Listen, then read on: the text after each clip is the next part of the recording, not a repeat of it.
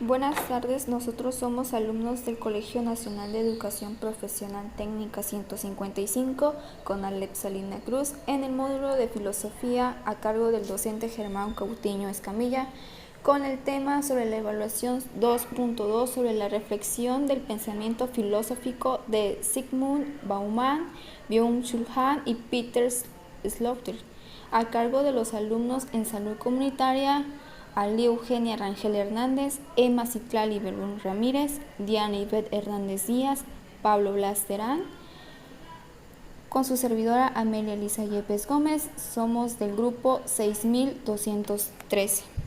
Buenas tardes, mi nombre es Pablo Blas Terán y vamos a hablar del filósofo Byung-Chul Han con su teoría del cansancio o sociedad del cansancio. Es uno de los filósofos más influyentes de la actualidad. Según Chul Han, el exceso de posibilidad nos está conduciendo a una sociedad llena de individuos agotados, frustrados y deprimidos. En este nuevo escenario social, víctima y verdugo son la misma persona. Ya no hace falta una dictadura ni un tirano para someter a la población. Nos basta solamente nosotros mismos para llevarnos a un estado de extenuación y paradójicamente vivimos bajo una falsa sensación de libertad. Chul Han afirma que en la actualidad no tenemos conciencia de que estamos siendo dominados. Para Chul Han, el neoliberalismo no podría funcionar si los individuos fuéramos diferentes. Para luchar contra esta hiperconformidad, el filósofo surcoreano propone regresar al animal que no consume ni comunica desfavoradamente. Chul Han considera que vivimos en una época de conformismo radical. Las universidades ya no recogen alumnos, sino únicamente se preocupan por atender clientes. Ya no fomentan el pensamiento crítico ni de forma intelectual o moralmente a los jóvenes. Desde mi punto de vista, los valores perdidos en esta teoría, se pierde el valor de la persona que en verdad quiere lograr algo en la vida, pero no tiene los recursos necesarios para lograrlo. Se pierde el valor del esfuerzo por querer superarse. Lo que verdaderamente se requiere es que abramos los ojos y veamos lo que en la realidad vale la pena. Valorar el esfuerzo y valorar el querer superarse y no quedarse conforme. Buenas tardes, maestro. Mi nombre es Ali Eugenia Rangel Hernández y lo que a mí me tocó decir fue lo que es la crítica de la razón cínica, que es del autor Peter. Este representa en sí sentido de una antítesis de la idealista academia griega de Platón y la válvula de escape del pueblo desposeído, dando lugar a otro cinismo en las eras industrial y postindustrial modernas. Esto justifica todo acto humano en términos prácticamente mercantiles. Sloterdijk hace repaso a lo que es los fenómenos considerados en sus fundamentos filosóficos, psicológicos y sociales, en relación a los cuales los términos insolencia y vergüenza revisten nuevos significados. Según el filósofo alemán, las aspiraciones de la vieja ilustración del siglo XVIII han sido traicionadas y pervertidas, y en estas consideraciones que son previas aparece lo que es la definición del autor, que dice: el cinismo es la falsa conciencia ilustrada, es la moderna conciencia infeliz sobre lo que la ilustración ha trabajado tanto con éxito como en vano. Este fue lo que a mí me tocó explicar, que es la crítica de la razón cínica del autor Peter, y espero que me haya comprendido bien. Buenas tardes, mi nombre es Amelia y les voy a hablar sobre Zygmunt Bauman en sociedades líquidas. Según Bauman, el mundo actual se caracteriza por su estado fluido y volátil. Es lo que domina sociedad líquida. Esta es una sociedad en la que la incertidumbre por la vertiginosa rapidez de los cambios ha debilitado los vínculos humanos.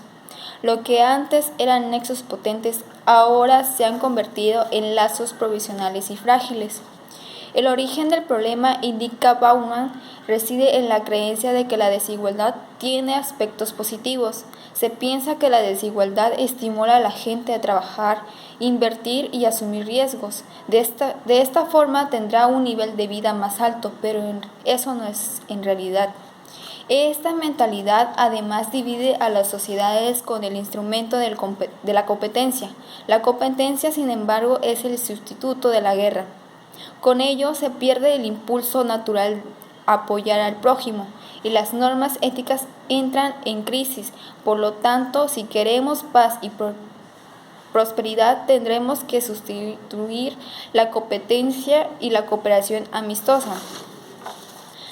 Consecuencias de la sociedad líquida actual. Nos hallamos en un momento de la historia en que la diferencia del pasado, Estado y poder no están juntos. El verdadero poder se diluye, se mueve en el espacio sin que nadie lo controle. Es un poder desconectado del territorio y de la sociedad, por lo que las empresas son titulares, emigran de un país a otro.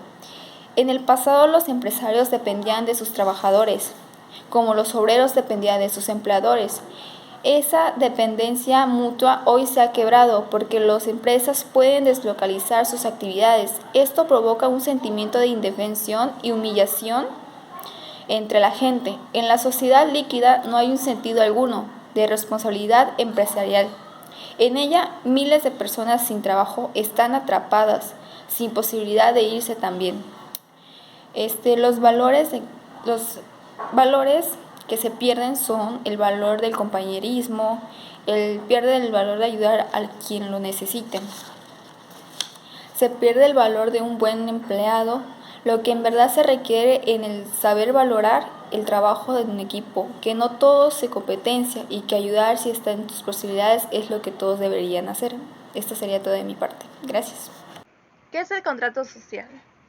El contrato social es una teoría desarrollada por Rousseau, la cual hace referencia al compromiso adquirido por un ciudadano con el Estado, cuando éste se integra en una sociedad que se encuentra bajo la gestión de este último, el compromiso simbólicamente. ¿Quién fue John Locke? Bueno, John Locke nació el 29 de agosto de 1632 en Whittington, Reino Unido. Fue un filósofo y médico inglés, considerado como uno de los más influyentes pensadores del empirismo inglés y conocido como el padre del liberalismo clásico. Fue uno de los primeros empiristas británicos. Es una de las principales figuras del empiricismo y movimiento fisiológico que defiende que el conocimiento humano parte de la experiencia. El empiricismo sería el germen de la revolución científica. Ningún conocimiento humano puede ir más allá de su experiencia. Falleció el 28 de octubre de 1704 en Heath, Reino Unido. Thomas Hobbes nació el 5 de abril de 1588 en Malmesbury, Reino Unido. Thomas Hobbes, en ciertos textos antiguos, Thomas Hobbes of Marlborough, fue uno de los filósofos ingleses considerado uno de los fundadores de la filosofía política moderna, un teórico del Estado, pero también trabajó en otros campos como las matemáticas o la física. Su fisiología es la doctrina materialista del siglo XVII, aunque su fama se debe principalmente a sus teorías políticas y sociales. Es el teórico por excelencia del absolutismo político. Falleció el 4 de diciembre de 1674 en Berkshire. Mi nombre es Yanibel Hernández Díaz. A mí me tocó hablar sobre el filósofo Rousseau. Nació el 28 de junio de 1712 en Ginebra, Suiza, y falleció el 2 de julio de 1778 en Hermenonville, Francia. El contrato social de 1762, en el que Rousseau afirma que de forma contundente lo que pierde el hombre por el contrato social es su libertad natural. En otras palabras, el pacto social del que Rousseau habla implica que cada uno se integra a la comunidad si todos lo hacen. No es un sacrificio individual, sino colectivo. Lo que surge es un cuerpo moral que podemos llamar el Estado o el soberano si lo concebimos como un sujeto activo. De esta manera, la sociedad transita de su estado natural al estado civil, en donde las personas ya no proceden por instinto, sino por sino persiguiendo su sentido de justicia y guiados por la voz del deber, mientras que la libertad natural es ilimitada. Reflexión. Hablando de la teoría de las sociedades líquidas nos preguntamos, ¿deberíamos ayudar al prójimo a ser mejor que uno mismo? La realidad es que ese pensamiento está mal, ya que es un pensamiento competitivo, cuando deberíamos pensar de una forma más amigable, de una cooperación amistosa, de tal forma que entre todos nos ayudemos a superarnos en todos los aspectos sin sentir envidia o enojo de que está a tu par, te supere. Una de las propuestas más para evitar estas situaciones serían que no hubiera una desigualdad de salarios para que así no exista la envidia. La otra, que no existan las clases sociales para evitar la pobreza e injusticia. Y por última, que todos nos apoyemos entre todos sin importar nuestras situaciones financieras.